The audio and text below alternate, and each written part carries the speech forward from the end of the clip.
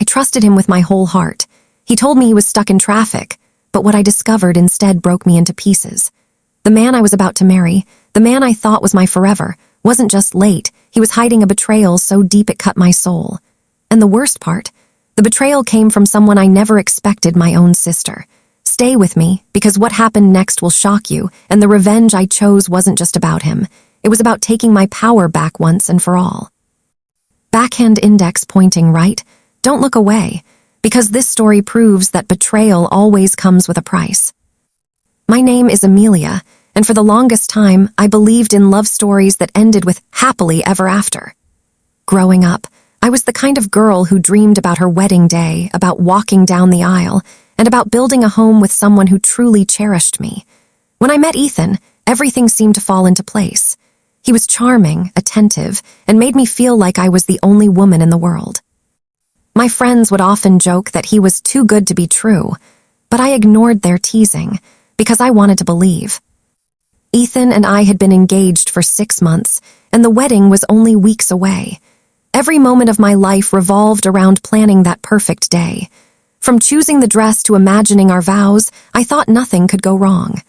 My parents adored him, my friends admired him, and I worshipped him. Then there was my younger sister, Clara.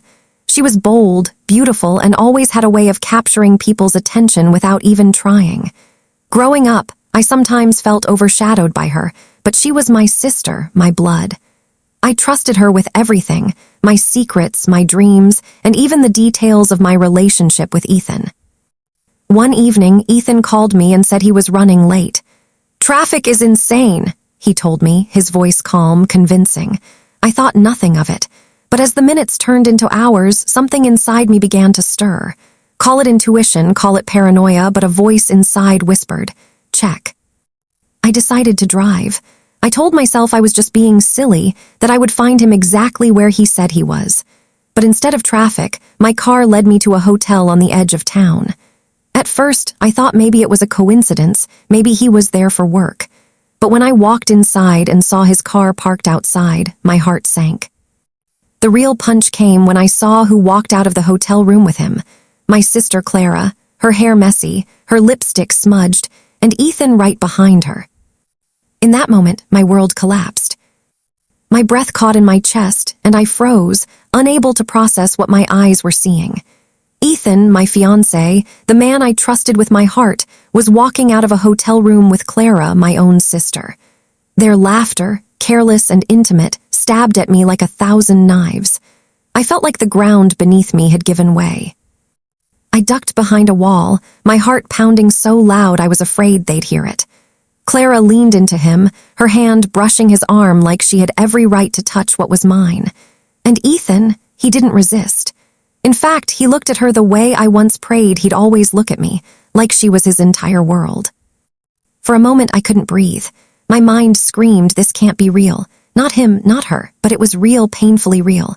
My hands trembled as I gripped my phone, torn between confronting them right there or gathering proof. A part of me wanted to storm in and scream to expose their betrayal in the rawest way possible. But another part of me, the quieter, sharper part, knew I had to play this carefully. Revenge wasn't about impulse. It was about precision. I snapped a few photos, my hands shaking, tears blurring my vision. Each click of the camera felt like carving their betrayal into stone. They would not be able to deny it. They would not be able to twist this into some misunderstanding. As I sat in my car, staring at the photos, a flood of memories washed over me.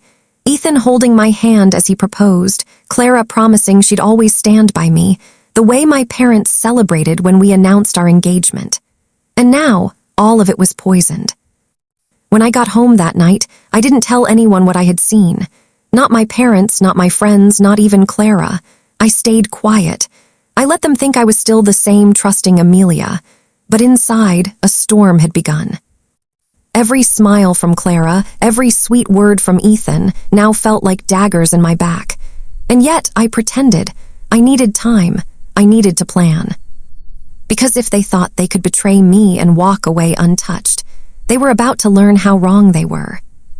The days that followed felt like I was living inside a nightmare only I knew about. Ethan still kissed me goodbye every morning, claiming he had late meetings, and Clara still called me sis with her sweet, fake smile. On the surface, nothing had changed, but for me, everything had. At night, when Ethan thought I was asleep, he would sneak out of bed to answer work calls. I would lie still, my eyes wide open in the darkness, knowing exactly where he was going. Sometimes I could smell Clara's perfume on his shirt when he returned. Every detail, every lie, burned itself into my memory. The hardest part was Ethan. It was Clara. She sat at my parents' kitchen table like nothing was wrong, laughing, helping Mum with recipes, making plans for the wedding. She even offered to help me with my dress fittings, her eyes shining with the kind of false loyalty that made me want to scream. How could my own blood betray me this way? But I said nothing. I swallowed my rage like poison, letting it spread quietly through me. I smiled when I had to. I played my part, because the more normal I seemed, the less they suspected. And the less they suspected, the more freedom I had to plan their downfall. I started keeping a journal, writing down every lie, every late-night disappearance, every text I managed to glimpse when Ethan wasn't careful enough. He thought his phone was safe with its passcode, but I had already memorized the way his fingers moved across the screen. Soon, I had access to every secret conversation between him and Clara. And what I found confirmed the worst. Messages about stolen moments, messages about a future without me, messages where Clara dared to mock me, saying I was too naive to notice. Those words shattered something inside me, but they also gave me clarity. I wasn't going to simply confront them. I wasn't going to scream or beg or let them see me break. No, I was going to make them regret it. Because betrayal like theirs didn't deserve forgiveness. It deserved exposure. It deserved destruction. And I knew exactly when and where I would strike. On the one day, they thought they had everything under control. The wedding day was coming closer. And so was my revenge. Once the wedding date was set, the house filled with a dizzying mix of fairy tale planning and poisonous normality. Clara floated through fittings and flower meetings like a guest star in my life, offering opinions, pinching my cheeks, asking about colors, while Ethan smiled at her with that lazy, intimate look I once thought belonged only to me. My parents buzzed with excitement, proud and utterly blind. But behind my calm face, something colder was taking shape. I stopped hopping for apologies. I stopped waiting for conscience. Instead, I became methodical. If they were playing a public charade, I would unmask it in public. If they wanted spectacle, I would make sure the spectacle exposed them. Every spare hour I had, I turned into research. I copied messages I found when Ethan left his laptop unlocked. I saved hotel receipts that appeared under his name with dates that matched his late nights. I cataloged photos, blurred, grainy, perfect, of Clara slipping into his car after midnight. Each piece of paper, each screenshot, I filed and backed up. I knew that in a courtroom, in a family meeting, or even at a dinner table, evidence speaks when words fail. I also enlisted an ally, Daniel, a quiet coworker Ethan had once brushed off who owed me a favor. Daniel was practical, discreet, and used to paperwork. He agreed to help corroborate the financial trail, diving into company expense reports and quietly confirming anomalies. He emailed me notes. Faux client dinners, reimbursements processed under odd account codes. It was small, clinical stuff, but it piled up into a story that couldn't be explained away. At home, I kept performing. I laughed at Clara's jokes, accepted her help organizing guest lists, and made sure no one thought I was unraveling. The more ordinary I seemed, the more they lowered their guard. Ethan grew cockier, Clara grew careless. That arrogance is what always breaks people, not rage, but complacency. I rehearsed my reveal in my head nightly. No screaming, no sobbing, calm, precise, public. I pictured faces watching, neighbors whispering, my parents' faces going from smug to stunned. I imagined Ethan's charm draining, the way people who rely on image crumble when the image is torn away. The last week before the wedding, I sent one simple message to Ethan. Bring everything you think you can hide, receipts, passwords, alibis. The day is coming when these will matter.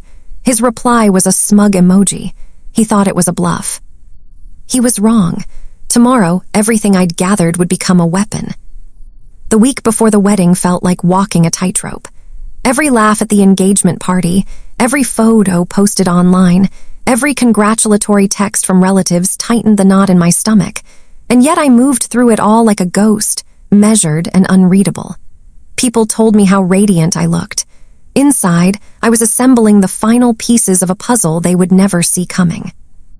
Daniel and I met in the quiet of a cafe one rainy afternoon, sliding into a corner booth as if conspiring. He placed a small envelope between us, bank printouts, expense logs, scanned receipts. "This ties her lunches to company refunds," he murmured. "It's not glamorous, but it's undeniable." He had also secured a timed copy of emails from Ethan's work account, client invoices that never matched client names. Practical proof you can't weep away. I crafted the narrative in my head. No shouting, no dramatic collapse, only facts arranged like tiles on a table. The moment had to be surgical. I pictured the look on Ethan's face when polite guests flipped through paperwork, the way Clara's smile would freeze when people realized those cozy weekend trips were billed as business. My parents, who had chosen appearances over their daughter, would feel the public disgrace of their choices. On the day I chose, I kept my movements mundane. I sent an innocuous group text, "Family dinner at my place tonight, celebrating final checks for the wedding." The message sounded harmless. It was the perfect trap. My parents would come, Clara would too, Ethan would be there in armor of arrogance. I made sure the seating plan placed them where the cascade of truth would hit hardest. That evening, I placed printed folders at each plate under a crisp napkin. Each folder contained a neat file: photographs, hotel receipts, screenshots of messages, the company expense sheet annotated by Daniel. I had also arranged for a neutral third party, a former colleague of Ethan, who had grown suspicious, to attend. His presence meant someone credible would corroborate the financial trail if Ethan tried to rebuke it as theft or mistake. When the first course ended and polite chatter filled the room, I stood slowly and asked for a toast. My voice was steady. I didn't accuse. I simply said, "Before we celebrate, I want to thank everyone who's supported us, and I want to make sure everything about our future is clear." Then I slid a folder toward my mother and pushed one toward Ethan. The room inhaled. Forks paused, glasses stilled. For the first time since this nightmare began, I watched the people who had hurt me squirm under facts they couldn't walk away from. The quiet was louder than any shout, and its weight was the beginning of their undoing. The silence at that dinner table was thick enough to choke on. My mother opened the folder first, her hands trembling. At first, she laughed nervously as if this was some mistake, some cruel prank. But her eyes scanned the hotel receipts, the dates that overlapped with Ethan's business trips, the photos of him and Clara entering a seaside inn together. Her lips pressed into a thin line, the denial dying before it could reach her throat. Ethan, however, tried to recover. He shoved the folder back across the table, his voice sharp, his eyes darting from face to face. "This is fabricated. She's jealous. She's trying to destroy me because I've been successful without her." His words sounded hollow, rehearsed, like a bad actor on a cheap stage. Then Daniel stepped forward. Calm, composed, he laid a second set of documents on the table. "These aren't her words. They're company records. I verified them myself. Ethan has been billing the firm for Clara's expenses for months, and the emails, well, they speak for themselves." Clara's mask shattered in real time. Her face drained of color, her carefully curled hair falling forward as she lowered her head. She whispered, "I didn't want it to be like this," but no one was listening. My father's face flushed with shame, realizing the golden son-in-law he defended was nothing more than a liar with an overinflated ego. For once, I didn't feel small. I didn't feel betrayed or humiliated. I felt strong. Every set of eyes in that room turned from me, the supposed overdramatic, bitter fiancé, and burned into Ethan and Clara instead. My parents' silence screamed louder than their past words. They had chosen him over me, and now they were watching their choice rot in front of them. I didn't cry. I didn't scream. I simply stood, my voice steady. "You see, I didn't need revenge. I only needed the truth. And tonight, the truth walked into this room and sat down with all of us." Then I picked up my coat, thanked Daniel with a nod, and walked out the front door. Behind me, chaos erupted, voices raised, accusations flying, reputations collapsing. But I didn't need to stay. My part was over. For the first time in months, I felt free. The lies had burned, the betrayal exposed. And as I stepped into the cold night air, I realized something Ethan and my parents never understood. Sometimes the strongest revenge is simply walking away while they destroy themselves.